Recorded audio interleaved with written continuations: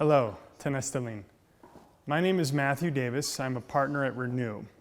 We're an investment firm that invests in small and mid-sized enterprises in Africa and tries to help them grow into world-class companies. Through the years of building one of the most active investment firms in East Africa, I've met with thousands of companies and I've worked with hundreds of executives. And consistently what we have found is that there is passion, there is talent, and there is skill in this part of the world. But often, the executive is alone. The executive does not have a team around him or her to help them grow their company. It's already challenging enough to grow a company in any country in the world, but in a frontier market like many across sub-Saharan Africa, there's tons of challenges. There's things that will come after you, things that will come at you, and you need a strong team that you can work with, like an effective MVP athlete on a field, to actually consistently win games. The World Cup is won by world-class teams, not a single MVP. That MVP has people around them that have the skill and discipline to consistently win. And what we have found is that while that skill, passion, and talent is here, it just needs to be provided the tools and then the practice, like an athlete practices most of the week getting ready for that game. That practice, those tools, those drills are missing here. And there's few people that are providing that. And as a result, the CEO is alone in their work. And so today, we want to provide you some tools, and very simple tools. These are things that you'll understand quickly and be able to share and use with your team that, well, if you use them consistently and practice until they become a habit for your company, you will see results. I promise you that. Today is about time management. Time management is one of the 5 habits of successful executives. And it is often the one that really gets out of control quickly. So today I want to teach you about how, as an executive, you can work with yourself and your team to get them more disciplined on how they use their time throughout the week. And it begins generally on Sunday night, or early Monday morning before you come into the office. You sit down and you look at that plan, your plan for the year, your plan for the quarter. I once had a mentor tell me that the best plans have coffee stains on them, meaning that they weren't just done and then you put them on a shelf somewhere that gains dust and you never look at them again, but it's right next to you in the morning as you sip your coffee and you spill a little coffee on it, get that visual in your mind, because you're using that plan, and you're looking at that plan, and you're memorizing that plan, and you're committing it to memory, because those little goals you set for yourself ultimately have to become activities that you execute throughout the day. So you read that plan Sunday night, Monday morning, and you come up with 3 things, 3 goals for yourself. I call these, at my company, I call these I musts.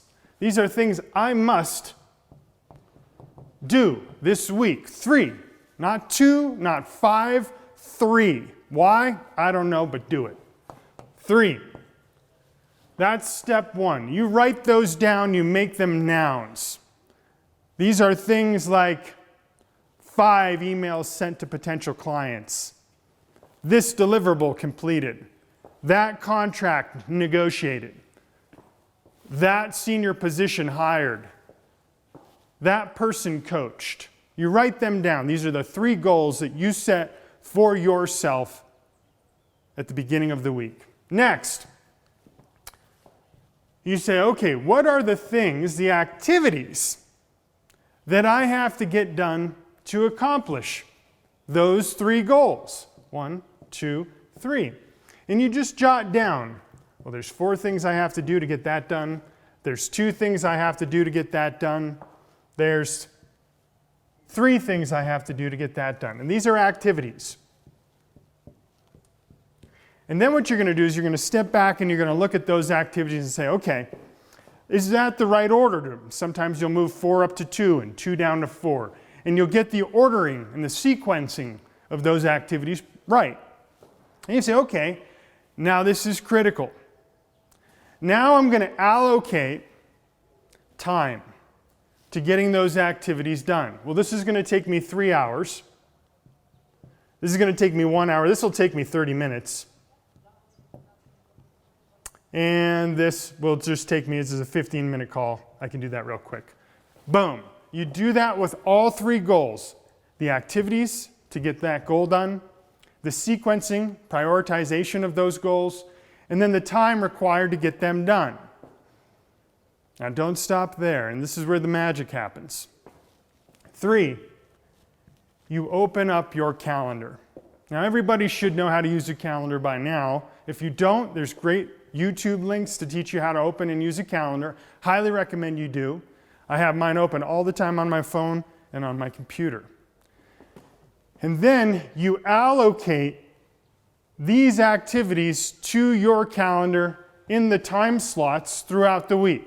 So I'm going to get this done on Monday. This then will happen on Wednesday. I've got 30 minutes on Thursday, and I'm going to make that call on Friday. And you move that time, and you bring these straight down into your calendar. And not surprising, your calendar starts to take on a beautiful work plan for the week. And over time, as you do this, you're going to get really good at doing this piece of it. It becomes a habit. Honestly, I can't go to bed at night on Sunday until I've done this for myself for the week. And I consistently am getting these things done. You do this as a CEO. And then you do this with your team. Take this video, do it yourself, train them yourself, steal this. I don't care. I just want you to get into this habit. 3 goals that are aligned to your plan. And we talk about that in another video. Then, the activities, the time required to, and when you'll get them done. And then, boom, you bring this down to your calendar. And then you work that calendar every day. Work it. And you tell your team, find time on my calendar, please. But don't let your team hijack your calendar. That is the discipline. You have to say, look, unless it is extremely urgent, please, put it on my calendar. How many times does somebody just walk in and grab you and want to sit down and have a conversation with you? That happens. I see that happen all the time. Don't let that happen. You can be polite.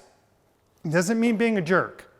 It simply means, hey, look, I'm sure you're really busy and so am I, and I want to be totally devoted to you when I sit with you.